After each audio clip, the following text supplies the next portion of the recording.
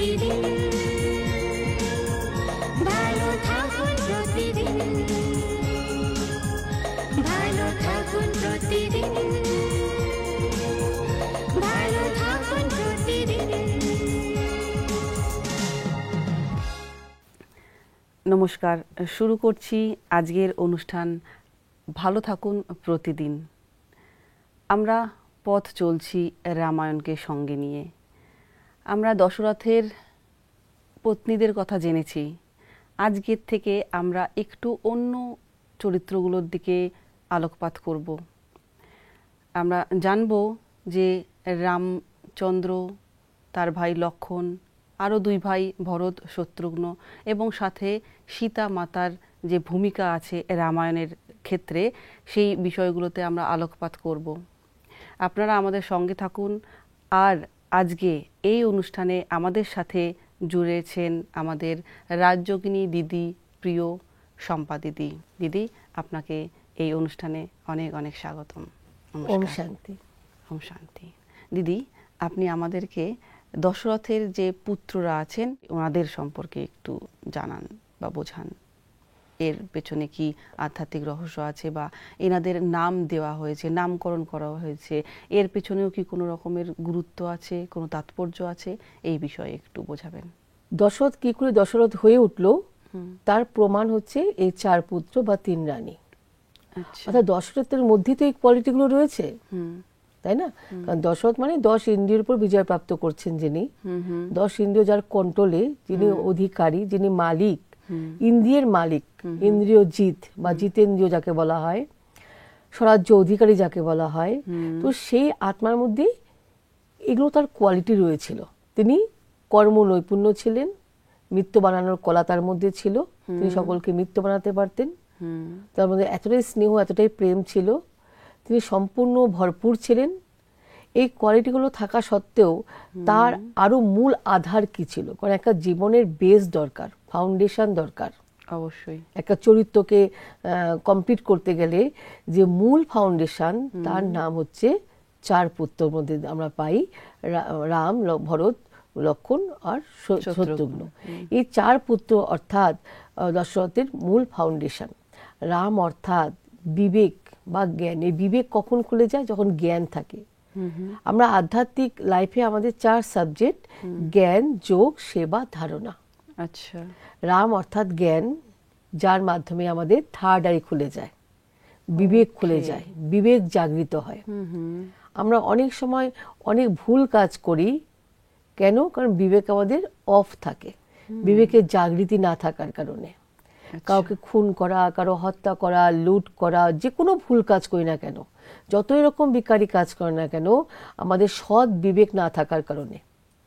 আর পরমাত্মা আসেন সৎ বিবেককে জাগৃত করার জন্য। আর সৎ বিবেক জাগৃত করার মূল রাস্তা কি? সৎ জ্ঞান। তাহলে রাম অর্থাৎ বিবেকবান আত্মা। তো বিবেকবান আত্মা, যার বিবেক অল টাইম জাগৃত অবস্থায় রয়েছে, সে কনসাস, বিবেক কখনো হারিয়ে যায় না। না। তো সেই কারণে কেন? কারণ তার আধ্যাত্ম জ্ঞান সম্পূর্ণ, সে জ্ঞানী। আর আধ্যাত্ম জ্ঞান বিনা বিবেক জাগৃত হওয়া সম্ভব নয়। মানে যতদূর বুঝতে পারছি এতদিনের আলোচনায়, আধ্যাত্মিক জ্ঞান সব ক্ষেত্রেই প্রয়োজন। আর আধ্যাত্ম জ্ঞান স্বয়ং পরমাত্মা ডাইরেক্ট এসে দেন। আচ্ছা। ব্রহ্মার মুখ থেকে মুখ নিশ্চিত জ্ঞান, মানে শিব বাবা পরমাত্মা ব্রহ্মার সাধারণ মানব শরীর, যাকে ব্রহ্মা টাইটেল দিয়েছেন, তার মধ্যে প্রবেশ করে তিনি এই জ্ঞান দেন। আর এই জ্ঞানকে আধ্যাত্ম জ্ঞান বা স্পিরিচুয়াল জ্ঞান বলা হয়, যাকে আত্মবিষয়ক জ্ঞান বলি। এ কোনো বইয়ে, কোনো শাস্ত্রে পাওয়া যায় না। ও তো শাস্ত্র জ্ঞান আলাদা আর আধ্যাত্ম জ্ঞান আলাদা। তো এই যে আধ্যাত্ম জ্ঞান বা আধ্যাত্মিকতা বলা হয়, তো এই জ্ঞান যখনই আমার মধ্যে প্রবেশ করবে তখন আমি 3 কালকে দেখতে পারবো। আর যখন আমার কাছে জ্ঞান প্রবেশ করবে তখন আমাদের ভিত মজবুত হবে। আমরা বলি না যে কোনো মানে ভিত যদি মজবুত হয়, যত রকম পরিস্থিতি আসুক, তুফান, ঝড়, ভূমিকম্প, সে সহ্য করতে পারে, কারণ তার ফাউন্ডেশন মজবুত। তো আজকে আমাদের চারিত্রিক ফাউন্ডেশনটা খুব ভালো দরকার। যদি চারিত্রিক ফাউন্ডেশন মজবুত হয় তো চলার পথে কোনটা রাইট কোনটা রং আমরা বুঝতে পারবো। আজকে যুব সমাজ আমরা অনেক সময় হারিয়ে যাই, বেশি করে যুব সমাজই হারিয়ে যায়। আমরা ভুল রাস্তায় চলতে শুরু করি। একটা সময় তখন সে বুঝতে পারে কিন্তু কিছু করার থাকে না। অনেকটা সময় তার হাত থেকে চলে যায়, অনেকটা ধ্বংসাত্মক দিকে আমরা চলে যাই। তো এই আধ্যাত্ম জ্ঞান আমাদের ফাউন্ডেশন মজবুত করে, আমরা রাইট রংকে বুঝতে পারি এবং আমরা এগোতে পারি জীবনে চলার পথে ভালো করে। আচ্ছা, তাহলে রাম অর্থাৎ বিবেকবান আত্মার প্রতীক। দশরথের মধ্যে বিবেক জাগৃত হয়েছিল, তাই সে দশরথ হয়েছিল, কারণ বিবেক ছাড়া তো সম্ভব নয়। ঠিক। যখন আমার মধ্যে বিবেক জাগৃত হবে, হু অ্যাম আই, বা আমি কার, আমার সোর্সকে, স্বয়ং পরমাত্মাকে, গডের প্রকৃত পরিচয় আমি জানতে পারবো, তখন আমার মধ্যে ধীরে ধীরে সমর্পণময়তা শুরু হবে। আমি বুঝতে পারবো কোথায় আমাকে সারেন্ডার করা উচিত। কারণ আমাদের মধ্যে একটা সবসময় ইগো কাজ করে, একটা বুদ্ধির অভিমান থাকে। আদতে আমরা প্রকৃত সত্য কি জিনিস, আমরা সবাই খালি একটা ডিব্বার মতো। কারণ বলা হয় না কাঠের পুতুল, মানে এক কথা পুতুল। আমাদের পুতুল ডান্স করায়, নাচ করান, সে মালিক হচ্ছে স্বয়ং পরমাত্মা। আমরা তার হাতের রশিতে আমরা নাচছি। তো এই জ্ঞান যদি বা এই সত্য যদি আমাদের উপলব্ধি হয়, তখন আমাদের কোনো অভিমান থাকে না। তাহলে করতে করতে চলতে চলতে কিছু করার সাথে সাথে ওই কর্মের সাথে আমাদের একটা অভিমান তৈরি হয়ে যায়। আমি করেছি, আমি দিয়েছি, আমি চলছি, আমিত্বপণ বা অহংকার তৈরি হয়। বলে। আর যখনই অহংকারের জন্ম হয়, তখনই আমাদের সেখান থেকে পতন শুরু হয়ে যায়। আচ্ছা, তাহলে ভরত মানে সমর্পণময়তা, সারেন্ডার। কাকে সারেন্ডার? মন আর বুদ্ধিকে সারেন্ডার করা। কার কাছে? স্বয়ং পরমাত্মার কাছে।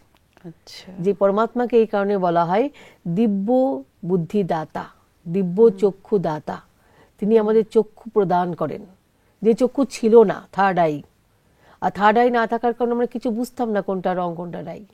আর দিব্য বুদ্ধি দাতা, বুদ্ধি তো কোথাও কেনা যায় না যে আমাকে একটু বুদ্ধি দাও, বা বুদ্ধি তো কখনো ধার করাও যায় না। ধার করা যায়, সেই প্রসেসটা হচ্ছে সেই জ্ঞান পরমাত্মার কাছে। অনেকে উপদেশ দেয়, সাজেশন, ওটা তো বুদ্ধির কেউ দিল, সেটাও ধার করা কি বলে? সাজেশন যখন আমরা দেয়, তখন সেটাকে কতটা ভালো বা মন্দ সেটা বুঝতে গেলে তো বুদ্ধি প্রয়োজন। আচ্ছা, হ্যাঁ, অবশ্যই অবশ্যই। হ্যাঁ, সেটা ধারণ ক্যালকুলেট করতে হবে। আর কতক্ষণ অন্যের উপদেশ আমি কতক্ষণ নেব?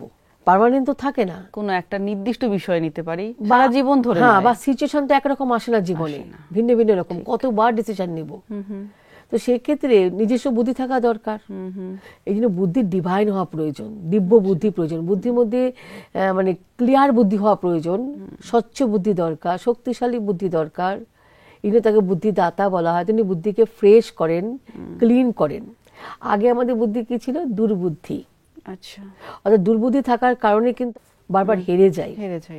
এই কারণে আমরা দেখি শিশুদেরকে শেখানো হয় যে ভগবানের কাছে গিয়ে বা দেবীর কাছে গিয়ে তুমি বলো যে আমাকে বিদ্যা দাও, আমাকে বুদ্ধি দাও। হ্যাঁ হ্যাঁ, প্রত্যেকের ছোটবেলার জীবনের কাহিনী অবশ্যই বুদ্ধি দাও, মানে বুদ্ধি দাতা তিনি। তিনি বুদ্ধি কি করে দেন? কারণ বুদ্ধিরও তো একটা রেসিপি দরকার।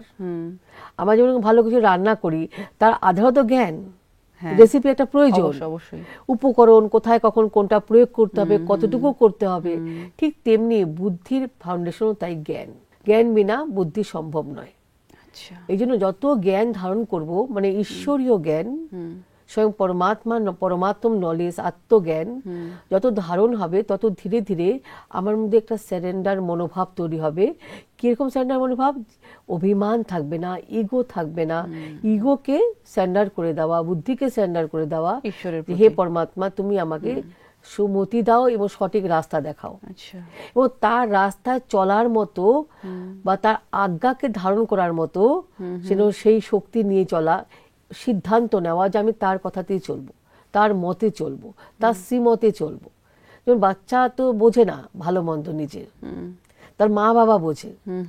তো কোনো বাচ্চা যদি সারেন্ডার করে, মা বাবা যেভাবে আমাকে রাখবে আমি ওকে, আমার কোন রকম ডিস্টার্ব হবে না, আমি মা বাবার কথাতেই আমি চলবো, সে সেফ অনুভব করে। আমি বলছি যে আমার মা বাবা আছে, গাইড আছে, সে সবসময় পাশে থাকবে। তো পরমাত্মাকে যদি আমরা সবসময় সারেন্ডার করে বলি যে তিনি তার মতে অনুসরণ করব, তাকে ফলো করব, তার আজ্ঞাকে আমি ধারণ করব, সেই ভাবনা যদি সদা সাথে রাখি, তো সে অবশ্যই বিজয়ী। কারণ আমি যদি বুদ্ধির অভিমান রাখি যে আমার আইডিয়া, আমার বুদ্ধি, আমার স্কিল, আমি করেছি, আমি পেরেছি, আমি পেরেছি, তো সেখানে একটা ইগো তৈরি হয়। যেখানে ইগো সেখানে অন্ধকার, আর সেখানে হোঁচট খাওয়া, সেখানে পরাজয় শুরু। এটা আমরা রাবণের মধ্যে দেখতে পাই। কারণ অহংকার তাকে কোথায় নিয়ে গেছিল? সবকিছু থাকা সত্ত্বেও সে জিরো, সোনার লঙ্কা ধ্বংস হয়ে গেছে শুধু অহংকারের জন্য, অনৈতিকতার জন্য। তো সমর্পণময়তার প্রতীক হচ্ছে ভরত। আবার আমরা দেখি লক্ষণ, লক্ষণ মানে ত্যাগ এক কথায়। আর লক্ষণ মানে ত্যাগ মানে ধারণ করা। ত্যাগ করা তো একটা গুণ, মানে ধারণ করছি আমি। মানে যখন আমি ঈশ্বরীয় জ্ঞান আমি শুনলাম, আমি যখন তার কাছে সারেন্ডার হলাম, মন বুদ্ধিকে সারেন্ডার করলাম, আমি যখন সিদ্ধান্ত নিলাম তার ওপিনিয়নই আমার ওপিনিয়ন, তার মতে চলা, তাকে নিয়ে চলা, সঙ্গে সঙ্গে চলতে গেলে আমার কিছু কিছু যে ভুল রয়েছে, কিছু কিছু যে আমার মন্দ অভ্যাস রয়েছে, সেরকম আমাকে ছাড়তে হবে, ভালোটাকে গ্রহণ করতে হবে। তো লক্ষণ হচ্ছে ধারণার প্রতীক, কারণ ত্যাগ বিনা ভাগ্য সম্ভব নয়। যিনি ত্যাগী তিনি ভাগ্যশালী, আর তিনি ভাগ্য তৈরি করতে শেখেন। স্কুল কলেজেও আমরা দেখি যারা ভালো স্টুডেন্ট, তারা জীবনে অনেক কিছু ত্যাগ করে, আরাম ত্যাগ করে, যে টিভি দেখা, মোবাইল চলা, এরকমটা সে ত্যাগ করে। বা একটা সময় অনেক সময় খেলাধুলো করছে, না এই সময় আমাকে পড়াশোনা করতে হবে, সাধনায় মানে জাস্ট অধ্যাবসায় করতে হবে, এবার সে সাধক হতে হবে, কারণ পড়াশোনার সময়টা তো সেটা অধ্যাবসায়ের জীবন। তো সেই ক্ষেত্রে অনেক কিছু ত্যাগ করা দরকার, কারণ এটা চলা একটা যেহেতু যুদ্ধ। তো সেই ক্ষেত্রে যত ত্যাগ করবো তত আমার ভাগ্য তৈরি হবে। তো লক্ষণ আমাদের সেই ধারণা সাবজেক্ট, যেখানে আমাকে শেখায় যে গুণ ধারণ করো, অবগুণকে ত্যাগ করো, মন্দ অভ্যাসকে ত্যাগ করো।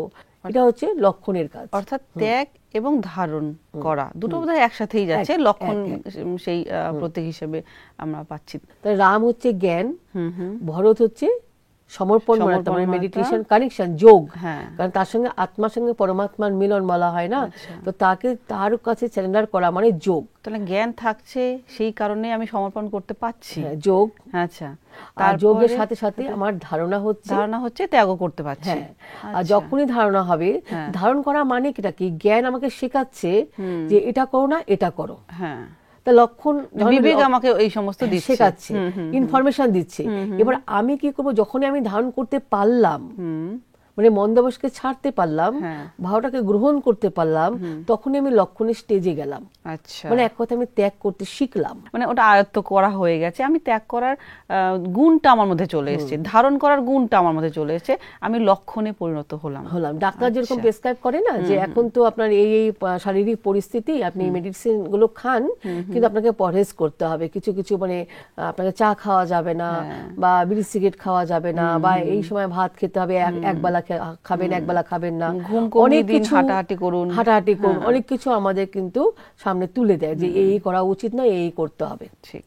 তো যখন আমি করবো, মানে প্রেসক্রিপশন নিয়ে ঘরে এসে দুবার পড়লে তো আর হবে না, যখন আমি করতে শুরু করব তখনই আমি ধারণ করলাম, মানে প্রেসক্রিপশনের সমস্ত লেখাগুলো আমি ধারণ করলাম, মেডিসিন গুলো, আর তখন আমি লক্ষণে পরিণত হলাম। মানে লক্ষণ মানে জ্ঞান আমার আচরণে এসছে কিনা, মানে আমার লক্ষণের মধ্যে এসছে কিনা।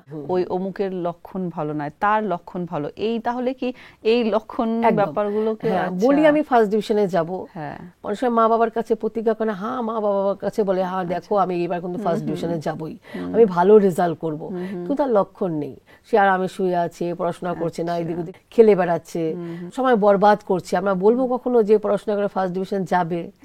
মা বাবা কি বলবে, তোর লক্ষণ কোথায়? তো সেক্ষেত্রে যে বিবেক আমার জাগৃতি হয়েছে, তার লক্ষণ কোথায়? ত্যাগ। যখন আমি ত্যাগ করবো তখন বুঝবো যে এই ত্যাগ করেছে খারাপ জিনিসটা, তার মানে আমাদের জ্ঞান এসে গেছে। ত্যাগ তখনই সম্ভব, শুধু জ্ঞান আসলে ত্যাগ করা যাবে না, জ্ঞান আসার সাথে সাথে সমর্পণময়তা, কারণ ত্যাগ করতে গেলেও শক্তি দরকার, আর ঈশ্বরীয় শক্তি বিনা মন্দ অভ্যাসকে ত্যাগ করা যায় না। আর সেটা বোধহয় সমর্পণের সঙ্গে জুড়ে আছে, যোগ তো যোগ, ঈশ্বরের সাথে কানেকশন। কারণ ঈশ্বরীয় শক্তি বিনা আমাদের ভেতরে এতদিনের বদ অভ্যাস, এতদিনের ইউজ করা জিনিস ছাড়া সম্ভব নয়। এই জন্য জ্ঞানের সাথে সাথে যোগ, যোগের সাথে সাথে আমাদের মধ্যে চলে আসে কি, ত্যাগ ধারণা করে আমি আমার লক্ষণ চলে এসেছে, লক্ষণ, মানে এক কথা ধারণ করা, জ্ঞানকে ধারণ করা। আর যখন আমি জ্ঞান ধারণ করব, তাহলে আমি চেঞ্জ হব। শুধু আমার দ্বারা তো সম্ভব না, আমি একা হলেই হবে না, আমাকে অন্যকেও করাতে হবে, এই রাস্তায় নিয়ে যেতে হবে। অর্থাৎ সেবা, সেবা অর্থাৎ শত্রুঘ্ন মানে সেবা, সেবারূপী সাবজেক্ট। অর্থাৎ সে সকল, মানে শত্রুঘ্ন কাকে বলা হয়? যার একটা শত্রু নেই। তো শত্রু নেই মানে যে সকলকে সে মিত্র মনে করে, সকলকে নিয়ে সে চলতে পারে। তো সেই জায়গায় আসা মানে সেবাধারী হয়ে ওঠা। এক কথায় আমি যেরকম নিজেকে তৈরি করলাম জ্ঞান যোগ ধারণার মধ্য দিয়ে, তো আমি অন্যকেও এই মেসেজটা দিব, তুমিও ঈশ্বরীয় জ্ঞান শোনো, তুমি চরিত্র পরিবর্তন করো, আর তুমিও এই জ্ঞানকে ধারণ করে অন্যজনকেও তুমি পরিবর্তন করাও। এবার ধীরে ধীরে আমার যে একে অপরকে পরিবর্তন, নিজে স্বপরিবর্তনের মধ্য দিয়ে যদি বিশ্ব পরিবর্তনের কাজে আমরা লাগি, তাহলে দেখতে দেখতে এই সমাজটা সুন্দর হয়ে উঠবে। কারণ এটি মূল স্লোগান, স্বপরিবর্তন বিশ্ব পরিবর্তন। তাহলে আমার প্রথম কর্তব্য হবে আমি রামচন্দ্র স্টেজ নিয়ে নেব, ওই স্তর থেকে মানে ঈশ্বরের জ্ঞান শুনবো, ঈশ্বরের জ্ঞান শুনবো বা নিজের বিবেককে জাগ্রত করব। তার পরবর্তী পর্যায়ে আসবে আমার ভরত হয়ে ওঠা, তার মানে আমি সমর্পণ করতে পারবো, সমর্পণ করব ঈশ্বরের প্রতি। ঈশ্বরের জ্ঞান আমাকে শিখিয়ে দিচ্ছে যে এতদিন যেটা নিয়ে আমি অভিমান করতাম যে আমি হ্যান ত্যান অমুক তমুক, এখন দেখলাম আমি কিছুই না, আমি সাধারণ। ভগবানের সাথে থাকলে তিনি অসাধারণ বানিয়ে দেন, তো তার কাছে স্যান্ডার হওয়াটাই বুদ্ধিমানের কাজ, ওনার সঙ্গে আমাকে জুড়ে যেতে হবে। এটা আমার দ্বিতীয় পর্যায়। তারপরে আমি লক্ষণে পরিণত হব, নাকি আমার বিকারগুলোকে ত্যাগ করা আর গুণগুলোকে ধারণ করা। আচ্ছা, গুণগুলোকে ধারণ করা। আমি যখন এই লক্ষণে পরিণত হব, তার মানে আমি একটা ভালো ব্যক্তিত্বে পরিণত হয়ে গেছি। এরপর আমার দ্বিতীয় কর্তব্য হবে যে না, আমি আমার মতন কাউকে তৈরি করব, একজন নয় বহুজনকে, আমার চারপাশে যারা থাকবে প্রত্যেকে আমি সেটা তৈরি করার সেবা করব, তাই তো? কারণ শত্রুঘ্নর কথা নামের মানে আমরা শুনলাম যে সেবা করতে হবে, শত্রুকে বিনাশ করতে হবে, সবাইকে মিত্র বানাতে হবে। আর এটা বোধহয় বাইরের শত্রুর থেকে বেশি বোধহয় ভেতরের শত্রুকেই বেশি বোঝানো হয়েছে। এইভাবে আর মিত্রতা তৈরি করতে গেলে আমার কিছু গুণও দরকার। আচ্ছা, মিত্রতা।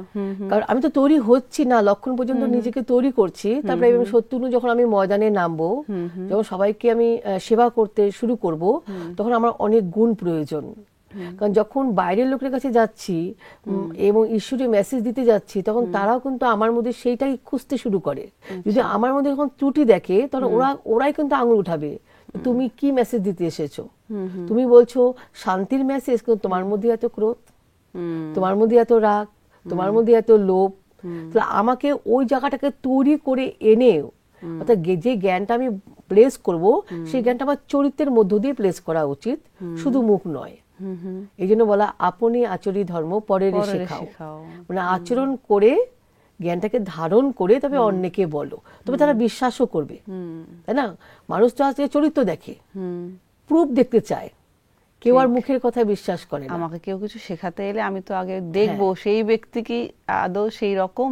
আমরা স্বাভাবিক ছোট জিনিস যদি বলি না, কেউ আমাকে বলে যে আমার কানে খুব ব্যথা, বলে হ্যাঁ অমুক ডাক্তারের কাছে দেখাও। আচ্ছা, তো আমরা কিন্তু খোঁজ করি অমুক ডাক্তার, আচ্ছা নাম তো বললো, কিন্তু সে কেমন ডাক্তার? হয়তো 5টা ডাক্তারের নাম চলে এলো আমার কাছে, কানের 5টা ডাক্তার, কোনটা ভালো আমরা কি করে বুঝবো? নিজে তো আমি দেখাইনি, তখন আমরা প্রুফ খুঁজি যে তুমি কি দেখিয়েছো, তুমি কি দেখিয়েছো, উনি কেমন। তো একজন যদি সার্টিফিকেট দেয় যে না উনি ভালো, তো আমি সেই বিশ্বাস নিয়ে এগিয়ে চলবো। তো এরকমই আমরাও পরমাত্মার এই জ্ঞান গুণকে ধারণের মধ্য দিয়ে যদি আমরা সমাজের সামনে নিজেকে এক্সাম্পল রূপে নিজেকে যদি আমরা এক্সপ্রেস করি, তো অটোমেটিক্যালি তারা সেটাকে গ্রহণ করবে। আর আমাদের বলার সাথে আচরণের সাথে যদি একদম পার্থক্য থাকে, তো সেটা কখনোই সেটা সত্য হিসাবে তাদের সামনে আসবে না।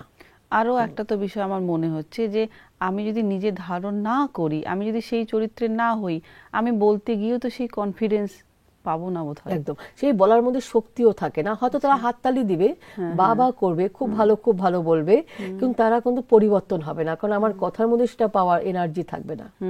এই জন্য সরল স্বভাব দরকার, মধুর স্বভাব দরকার, মানে সদ্গুণগুলো অবশ্যই দরকার, মানে এক কথায় মানে সততা থাকা দরকার। কারণ আমি যেটা বলছি সেটা আমি করি কি সেটাই, এবং সকলের প্রতি উচ্চ দৃষ্টিও দরকার। একসময় মনে হয় যে আমি যাকে বলছি তার প্রতি আমার একটা নেগেটিভ দৃষ্টি থাকে, যে এর দ্বারা হবে না, এ পারবে না, এ তো সাধারণ, এ তো ওই জাতের, ওই রং, ওই রূপের, ও তো ওই ক্লাসের, এরকম ভাবে আমার নানান ধরনের শ্রেণী বিভাগ করে তাকে সেই অ্যাঙ্গেলে দেখে আমরা জ্ঞান বিতরণ করি। এতে কি হয়, যখনই আমি আমার দৃষ্টিকে তৈরি করে ফেললাম নিম্ন দৃষ্টি, তখন আমার ভাইব্রেশনও কিন্তু নিম্নমানের হয়। আর আমার বলার শব্দের গুলো যাওয়ার আগেই নিম্নমানের ভাইব্রেশন তাকে কিন্তু ক্যাচ করে। সকলের প্রতি উচ্চ দৃষ্টি রাখা দরকার, কারণ জ্ঞানকে প্লেস করতে গেলেও আমাদের দৃষ্টি, বৃত্তি, শব্দ, স্বভাব এগুলো ভীষণ গুরুত্বপূর্ণ কাজ করে। যেমন সরল স্বভাব, মধুর স্বভাবও ভীষণ প্রয়োজন। আচ্ছা, পরমাত্মা যখন আমাদের জ্ঞান প্রদান করতে আসেন, আপামর সারা বিশ্বের সকল মানব আত্মার প্রতি তার কিন্তু কৃপা দৃষ্টি থাকে, দয়ার দৃষ্টি থাকে, তাই তাকে দয়ালু বলা হয়, কৃপালু বলা হয়। সেই দৃষ্টি যদি না থাকতো, যে এই ফালতু লোক, এ সাধারণ, তম প্রধান, এ তো পাপ আত্মাকে কি জ্ঞান শোনাবে? আমরা তো ভাবতেও পারি না যে ঈশ্বরের মানুষের প্রতি বা সংসারের প্রতি এরকম ভাবনাও থাকতে পারে। এই পরমাত্মা বলে তুমি যেমন কি তেমন, তুমি তো আমার বাচ্চা না, আমারই তো সন্তান। হ্যাঁ, সেই সন্তান যাই হোক না কেন, সে তো বাচ্চাই থাকে। তো সেই উচ্চ দৃষ্টি নিয়ে যদি আমরা জ্ঞান শোনাই বা মেসেজটা দিই বা সেবামূলক কাজে আমরা নিবৃত্ত হই, তো অবশ্যই সেটা সাকসেস হবে। দিদি, বলার কিছু নেই, আমার শব্দই হারিয়ে যাচ্ছে যে কিভাবে আমি এই সমস্ত জ্ঞানের তুলনায় কিছু শব্দ টানবো, যে ভালো কিভাবে বোঝাবো, যে এত ভালো আমি অনুভব করছি এবং আমাদের দর্শকরাও অনুভব করছে। দিদি, আজকে আমরা এখানেই এই অনুষ্ঠানটিকে অফ রাখবো, স্থগিত করব, কেন কি আমাদের সময়ের আজকে অভাব। আমরা শেষ করব না, আমাদের আলোচনা কিন্তু ধারাবাহিক পর্যায়ে চলতেই থাকবে। দিদি, আপনি ভালো থাকবেন আর জুড়ে থাকবেন আমাদের সাথে, আমাদের ভালো থাকুন প্রতিদিন অনুষ্ঠানে। ধন্যবাদ। ওম শান্তি। ওম শান্তি। আমরা জেনেছি দশরথের পুত্ররা কিভাবে দশরথের চরিত্রকেই আমাদের সামনে তুলে ধরছে বা আদর্শায়িত করছে।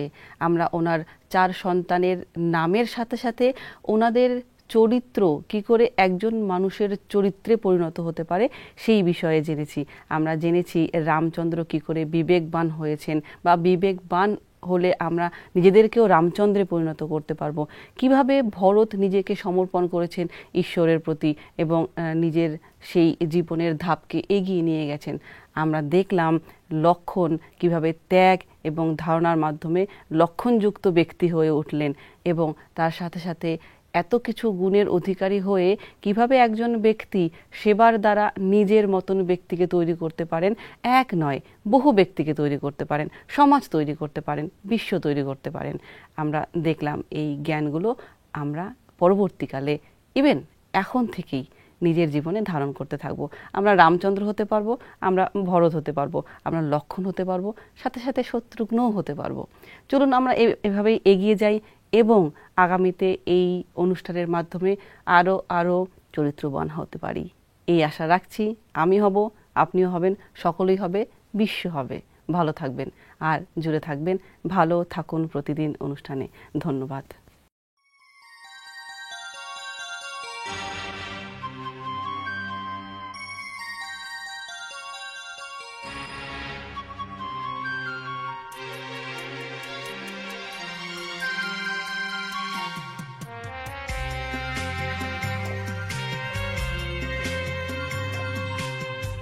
একদিন ঝড় থেমে যাবে, পৃথিবী আবার শান্ত হবে।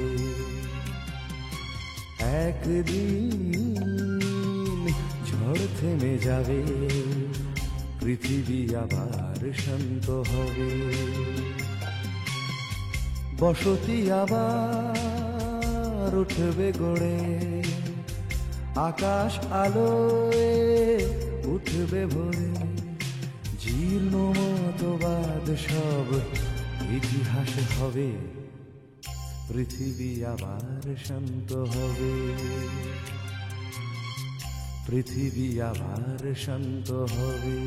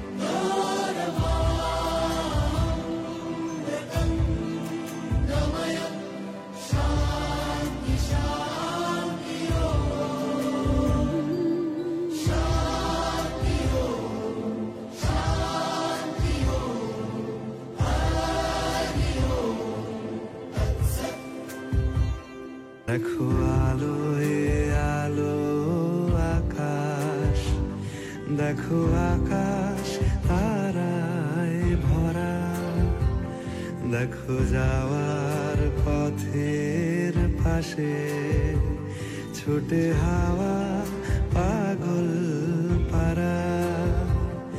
এত আনন্দ আয়োজন সবই বৃথা আমায় ছাড়া।